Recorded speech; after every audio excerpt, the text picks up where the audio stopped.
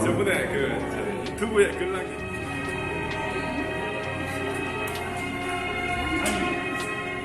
설명해드릴게.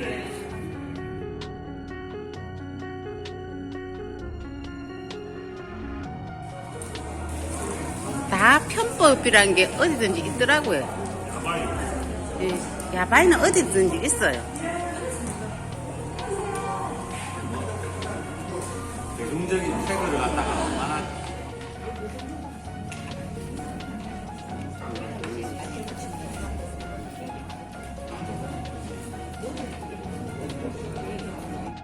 안녕하세요. 김성희입니다. 오늘 제가 첫 시집 출판 기념회를 하는데 이렇게 와주셔서 고맙습니다. 저도 전에 같은 그룹 가지. 아 진짜.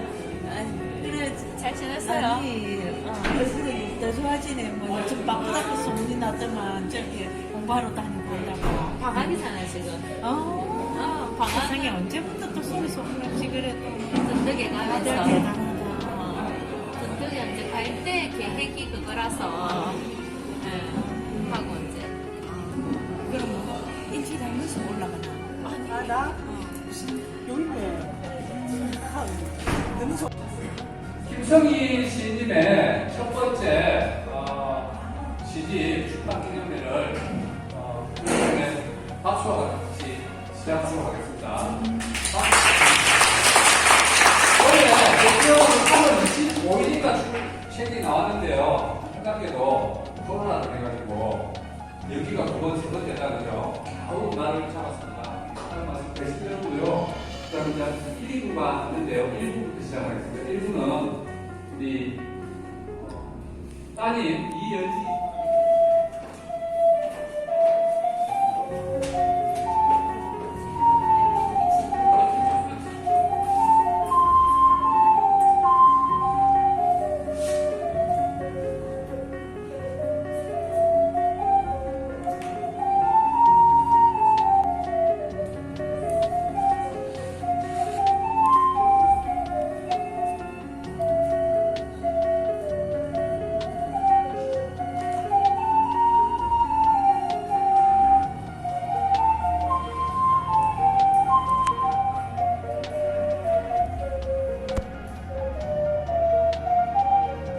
학교, 그죠? 네, 졸업한 김보민님이라는 여기 지인의 딸이 되시는 분이죠.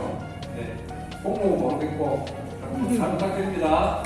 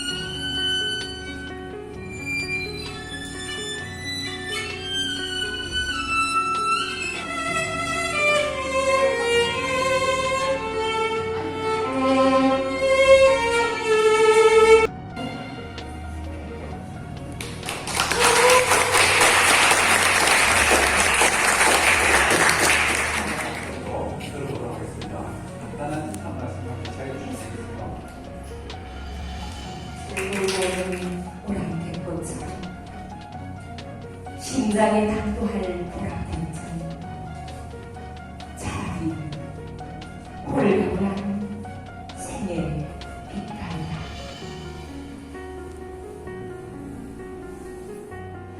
그러니 피어라 봄. 현관문을 열면 수북한 꽃잎의 눈동자.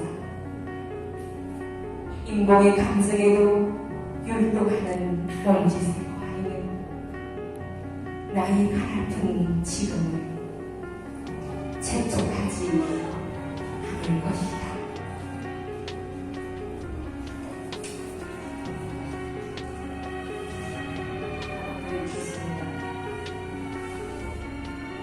동년꽃이 피었습니다.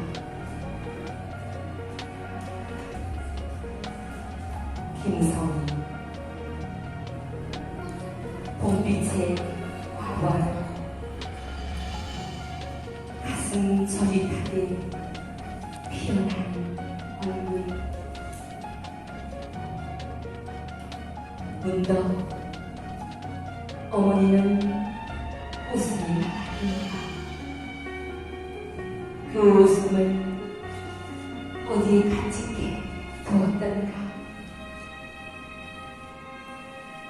광목처럼 뻣뻣한 삶을 다듬이질하고 나면 불쑥같이 힘없는 미소가 삶 어디를 붙들고 있었던가. 무심코 웃음은 희다라고 죽을 때 금세 사랑이 그다음에 그 모르는 분들이 좀 많은 것 같아요. 모르는 분들 소개 좀 해주시고 시간을 제일 많이 쓰시면 됩니다. 꽃다발 선정해 주시면 안 되세요? 꽃다발. 네. 꽃다발. 여기가 있네. 네. 꽃다발 준비해 주세요. 반갑습니다. 그리고 오늘 제 첫 시집 이렇게 출간 기념일에 와주셔서 너무 고맙습니다.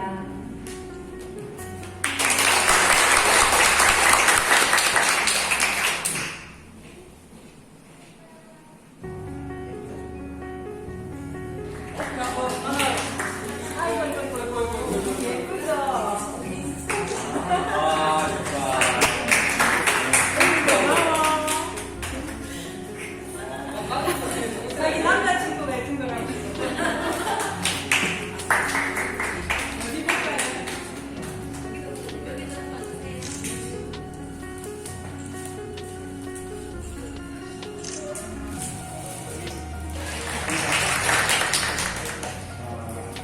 우선 저희 동생 시 뭐라고 생각을 잘하겠습니다.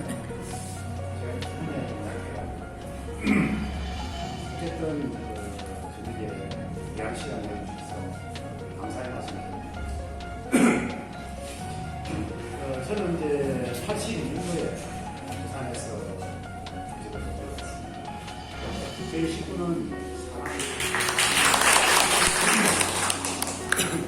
오늘 그 개인적으로는 좀 굉장히 좀 바빠가지고 영남도에 이제 갔다가 시간은 다 돼가는데 강릉 쪽으로 또 내비가 안내를 하는 힘막혀가지고 시간도 참 못 가시는 굉장히 고생을 했는데 다행히 진짜 되겠어요. 다행히. 김선희 작가님은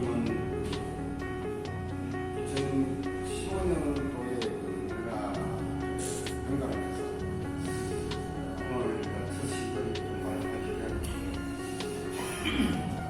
5년간 그 경험으로 보면 많은 소화이라든지 이런 것을 해서 항상 우리가 조조소가 그렇게 강하고 인간성도 없고 그렇게 하고 이런 것인 줄은 다 몰랐습니다. 오늘 막상 들어가서 일을 해보니까 너무나 힘들고 어떤 삶의 인간성이라는 이런 것들은 도저히 찾아볼 수 없고 이런 삶 속에서 이제 멤버들 모여서 그런 책임도 하고 방에서 시합도 하고 이렇게 좀 했습니다. 하다가 이후에 이제 우리가 좀 유명한 분의 유명한 시인도 했지만 어디가 국민을 따라가는 정도로 국민이 많은 민들 요즘 내리는 그 수준에서 오늘 저와 함께 반상의 시편이 되어주신 여러분들 모두 반갑습니다.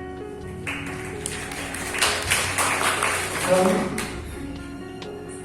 우리 김승우님의 전도시집 122편의 아주 수업 같은 옥동자가시님 나는 자주 기억했답니다. 시 출간의 진심으로 축하드립니다. 제가요, 우리 원종대 시인님께서 말씀하셨듯이 제가 우리나라에서 시를 몇 번째 잘 썼는지는 몰라도 김승희 시인보다는 못 쓴다는 걸 제가 알아요. 그래서 기왕 이 인사에 초대됐으니까 숙사도 좀 멋지게 해서 좀 많이 해야 되겠다 생각하고 제가 준비를 했는데 여기 와서 경기를 보니까 하얘졌습니다. 그래서 다 버리고 그냥 평소에 제가 주저리는 말 몇 마디 하고 생각을 합니다. 김승희 씨는 오늘 이 출산 기념회를 하시면서 김왕보다 분명히 잘 쓰는 시를 잘 쓰시는 시인이 되셨습니다. 축하드립니다. 한 5년 전으로 거슬러갑니다. 김승희 씨를 방송을 안 보고 시만 봤어요. 우연한 기회에. 그래서 평소에 저는 친구한 은풍노람이라는 시를 쓰다가 이거 색깔이 좀 있다. 좀 다르다. 그래서 이 벽에 이렇게 걸려있는 걸 문정해 봤습니다. 그때 두 사람의 시를 봤는데 그 한 분도 여기 와 계십니다. 다른 분도 아마 가슴 속상이 날 거예요. 그래서 그분들의 시를 관심을 갖기 시작했고 그러다가 아마 저에게 김승희 씨의 시가 두 편인가 같은 걸로 기억을 합니다. 근데 제가 어떻게 말했는지 아십니까? 공부 좀 더 열심히 하세요. 오늘 있을 줄 모르고 그것이 그랬죠. 사실 오늘 있을 줄 알았어요. 그때 이미 좀 다르다. 위기감을 느꼈어요. 그 사람은. 틀림없이 저보다 잘 쓸 것이다. 그렇다면 결실할 말도 없고, 그리고 같은 시라고 동작을 하고 그렇고, 시에 여러 장르가 있듯이, 저는 친구한 말대로 아주 분홍을 하는데, 김승희 씨는 달랐어요. 그래서 얼마나 있어서 저를 밀어내겠구나 하는 위기감을 느끼고 힘을 좀 줄이고자 그렇게 했던 것 같아요. 아마 그들도 그랬던 것 같아요. 저는 시는 잘 모릅니다. 근데 김승희 시인님을 전에부터 좀 알고 그래서 그 사무라는 카페부터 해서 온 데다가 제가 홍보를 많이 했습니다. 그래 그 덕에 오늘 아마 이 자리에 서게 된 것 같습니다. 어쨌든 그렇고 저도 시를 쓰려고 하는데 잘 안 됩니다. 감정을 절제하면서 표현하는 게 상당히 쉽지 않다. 그런 것을 많이 느낍니다. 그리고 또 하나는 우리가 보면 그 이행규님도 말씀하셨지만 정말 문화예술인들이 먹고 사는 문제를 해결해야 됩니다. 그런데 외국에 가면 예를 들어서 스페인 같은 데 가면 오늘의 스페인이 관광대국이 됐는데 거기에 밑바탕에는 여러 가지가 있었는데 가우디하고 세르반테스가 있습니다. 돈키호테를 유명한. 그래서 그런 사람들이 관광으로 만들어지고 또 독일 같은 데 가면 괴테나 우리가 어디까지? 언덕, 로렐라의 언덕. 근데 왠지 그런 데 안 가면 뭔가 앙큼 없는 찐빵이 된 것 같거든요. 그리고 이제 인어상을, 네덜란드 가면 인어상을 본다 아닙니까? 인어상을 안 보면, 가보면 사실은 별 게 없습니다. 별 게 없고 위에 갈매기가 똥을 싸고 이래놨거든요. 그런데 왠지 그거 안 가면 안 되는 것 같이 그게 문화적 상징성인데 결국은 문학이 단순한 문학으로 치는 게 아니라 투자를 통해서 그것이 예술로 성화됐을 때 예술이 결국은 관광 상품이 돼서 지역이 먹고 사는 문제가 해결이 되지 않습니까? 이처럼 아쉬운 것은 우리 지역도 사실은 그런 예술적 활동을 하는 분들에서 투자를 많이 해서 결국 투자가 아니라 그것이 낭비가 아니고 지원을 하는 걸 통해서 관광 산업이 일어나는, 특히나 우리 그제가 관광 1000만 세대를 도래한다는데 사실은 1000만이 됐다 이런 부분은 사실은 말하기는 못 그런 것 같아요. 그래서 이걸 해결하는 척은 결국은 인문학적인 문화예술이 성장하지 않으면 결국 관광 산업이 되지 않는다 이 생각하고, 오늘 김성희 시인의 첫 시집 정말 진심으로 축하드리면서 앞으로 무궁한 발전이 있기를 바랍니다. 고맙습니다. 하는 마음입니다. 그리고 언니 책에서 나타난 언니가 옛날에 정말 자기 내면에서 자기가 살아왔던 거를 차근차근 이렇게 그러나요? 언니랑 이렇게 지내면서 또 이런 일이 있을 거라고는 사실은 상상을 했었어요. 워낙 어릴 때부터 글도 잘 썼고 언니가 편지를 이렇게 쓰는 걸 보면서 많은 사실 수많은 학자들도 되게 설레였던 사람. 선진국에 가면 일본이나 뭐 유럽이나 이런 데 가면 시집이 많을까요? 서점에 가서 시집을 찾기가 쉽지 않다. 않습니다. 근데 한국은 세계에서 가장 많이 시집을 내는 나라입니다. 이렇게 시집을 많이 내는 이유가 뭘까요? 시를 쓰면, 저도 시를 쓰지만 음에 관련된 시보다는 슬픔에 관련된 시들이 많습니다. 한국은 저도 학교에 있지만 청소년 자살률이 1위입니다. 노인 자살률도 1위입니다. 또 유기견 센터에 유기견이 넘쳐나고 있습니다.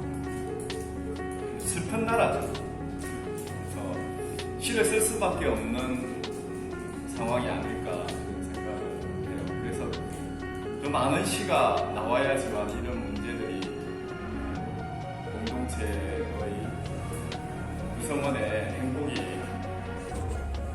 올라가지 않는가 이렇게 생각을 합니다. 요즘 젊은이들이 하나에서 다시 만나서 또 이렇게 문으로서 같이 활동을 하고 있습니다. 요즘 한국은 금수저, 은수저에서 젊은이들이 많이 실망을 하고 있습니다. 그래서 김성희 시인의 시들을 통해서 또 많은 사람들이 위로를 받았으면 좋겠다고 생각을 하고 서평을 좀 읽겠습니다. 나는 자주 위험했다는 시집을 서평을 쓰기 위해서 시집을 몇 번이나 읽었습니다.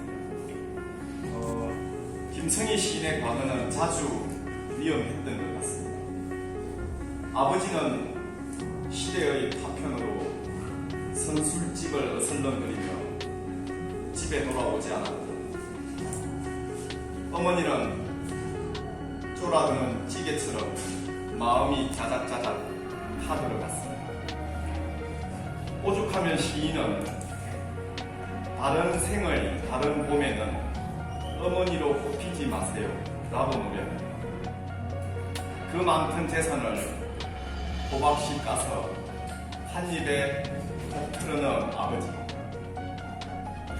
전라도에 딴 살림을 차린 아버지 밑에 자란다는 것은 서늘한 가슴이었을 것입니다.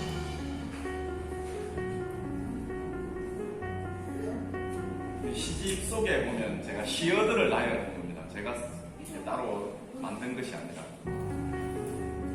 그러나 삶이 그렇듯 슬픔 속에서도 달달했던 기억들이 남아 결코 시인은 울지 않고 어제를 지나왔다고 고백합니다. 살기를 바라는 마음 방울방울 수액을 넣으며 희망을 이야기합니다. 때때로 과거의 자신을 바라보는 일은 책갈피에 넣어둔 꽃잎처럼 말라 있기도 했을 것입니다. 햇빛의 짝이 그늘이듯 슬픔의 짝은 언제나 기쁨입니다. 시인은 나의 이후를 두드리는 빗방울처럼 소멸하지 않는 물의 리듬으로 내 안의 먼 곳으로 흘러가기를 바랍니다. 슬픔의 비가 비로소 빗살 무늬가 되어 아름다운 화석으로 승화되는 순간을 이 시집을 통해서 확인하였습니다. 김성희 시인의 시에는 물의 상징이 소재로 많이 사용되고 있습니다. 새들은 날아가고의 시에서 이렇게 노래를 합니다. 눈동자 깊숙이 눈물이 살았던 우물이 있어 삶 아닌 것들에 거포로 터지는 물방울들 방울방울 상처를 감싸는 날개 죽지가 되었다라고 시인은 눈물이 곧 새가 되어 승화되는 아름다운 슬픔을 노래하고 있습니다. 또 비와 시의 함수라는 시에서는 때때로 빗소리는 전달 불가능한 언어로 다가와 비의 등불에 담기는 축축한 불꽃 언어가 되기도 하고 흑음을 들어 올려 시와 만나게 됩니다.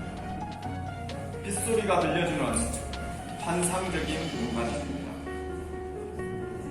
나는 자주 위험했다 라는 시에서는 이렇게 노래를 합니다. 비가 오는 날이면 심장이 떨려오는 이름들이 다시 생각나고 스스로 정리되지 않은 생각들과 위험에 빠지는 시인의 모습 또한 물의 상징으로 번식되고 있습니다. 장마라는 시에서 보면 비를 보며 한낮에 수밀도로 꽉 차오르는 생각들이 창가에 번지고 있다. 빗소리가 생각의 오류를 일으키며 다양한 동심원으로 그려지는 한낮, 그 사람에 대한 생각으로 빠져들어가는 장마의 시간들이 오히려 바짝 타들어가는 아름다운 이미지로 그려내고 있습니다. 제가 지금 나열하고 있는 시들을 보면 대부분이 물, 비라는 시어들이 굉장히 많이 사용되고 있습니다. 제가 시집 한 권을 읽고 이렇게 많이 물의 상징이 다양하게 번지고 있는 시집을 본 것은 아마 처음인 것 같습니다. 물은 눈물의 상징이기도 하며 물은 부활의 생명을 상징하기도 합니다. 눈물을 통해 슬픔이 해소되고 다시 기쁨이 샘솟듯 물은 시인에게 새로운 부활의 상징이기도 합니다.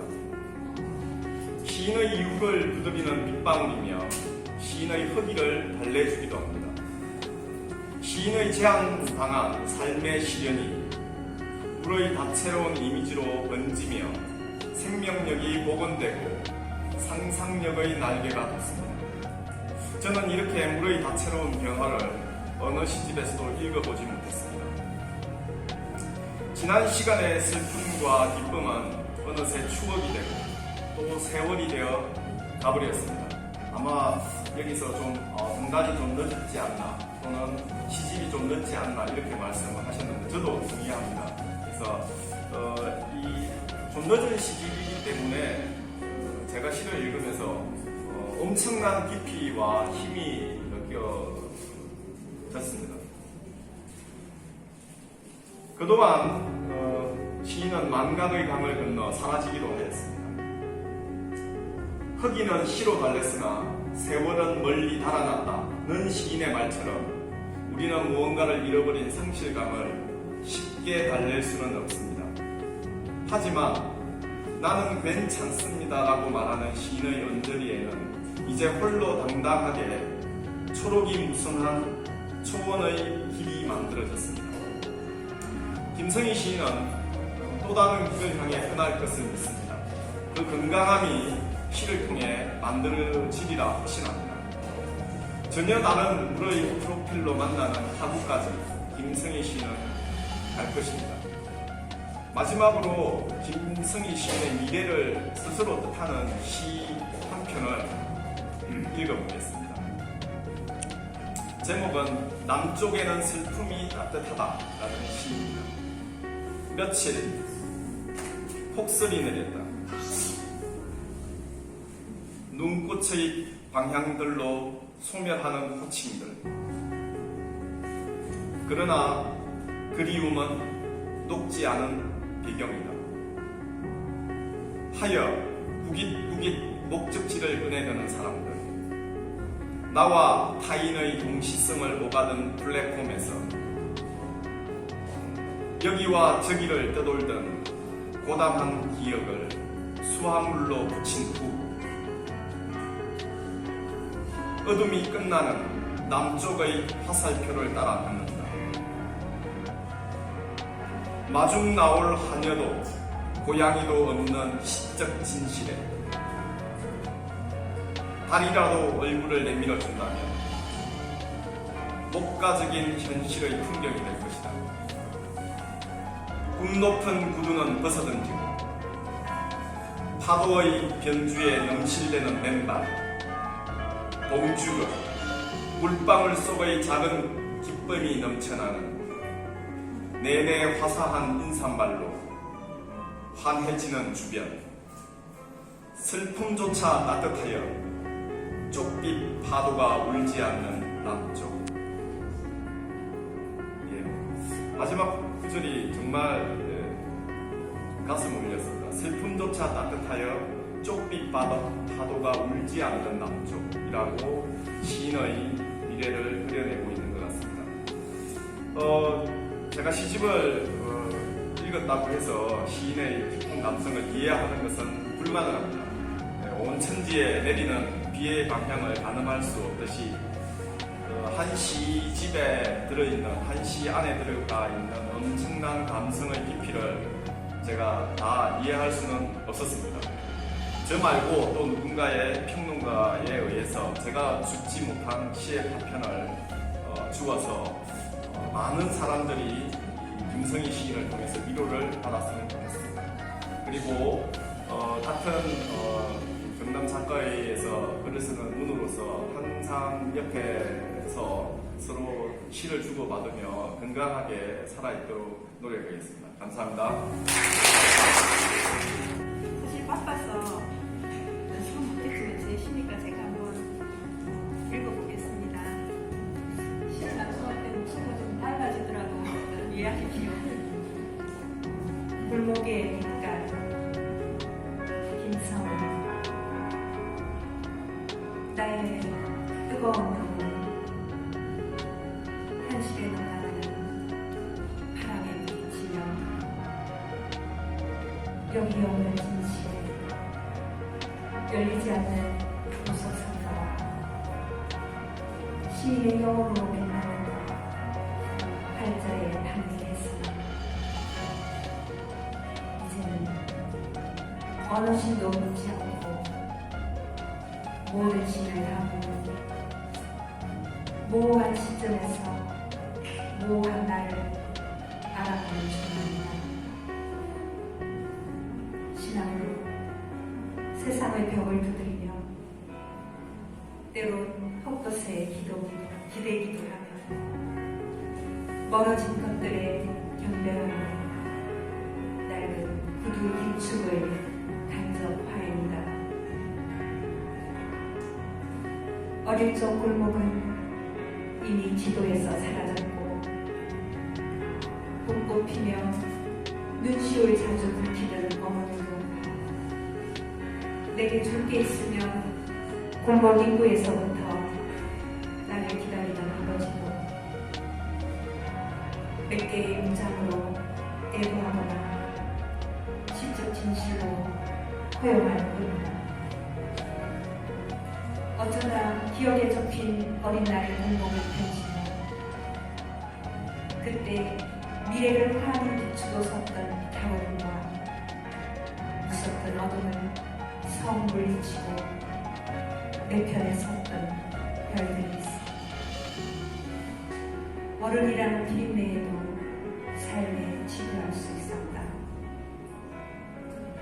그 집요한 삶의 비늘에서 눈빛이가 감춰졌기에 내 마른 현실에서 출렁이는 언어의 변화까지 나는 지치지 않고 헤엄칠 수 있습니다.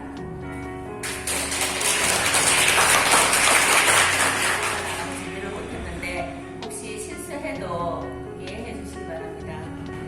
제목이 난 자주 이용했다기 때문에 100페이지에 난 자주 이용했다를 읽겠습니다.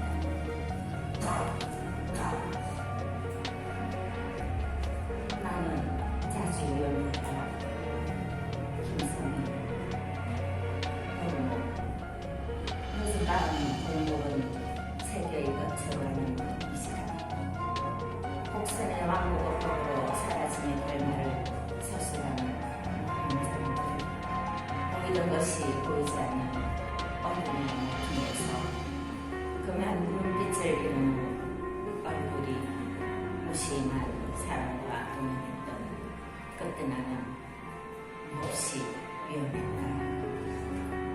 분명 짙은 어둠은 청춘의 외연을 감싸고 있었지. 들키고 싶은 나를 포장하느라 내 껍질을 벗겨냈던 불면 별들이 감고같이 반짝이던 봄밤이었고 캄캄한 슬픔에서 칸칸 피어났던 허기진 인천들로 막무가내 시인을 열망했던 그때 나는 끝도 없이 위험했다. 우산 속에서 발것만 보고 걷는 버릇이 발끝에 날랑거리는 물의 혀를 쫓는 내 눈동자는 어두워 성과 악의 습병은 물의 계단을 밟고 올라갔지. 불편한 이름들이 물에 번식하는 축축한 공간. 그때 서랍 속에 있어야 할 심장이 발밑에서 온통 젖어서 나는 부록을 넘어서도 여전히 없이 위험했다. 안개 속에서 길을 잃는 것은 마땅하다. 비를 은신처로 삼은 굳은 나비들의 고요를 만진 손끝이 내내 씻고 아침이 와도 더 볼 것도 없는 강물의 풍경. 물속으로 풍경의 안팎을 지우는 자욱한 물빛에 나는 나에 대해 오해지기로 한다. 네, 출근간 축하드립니다.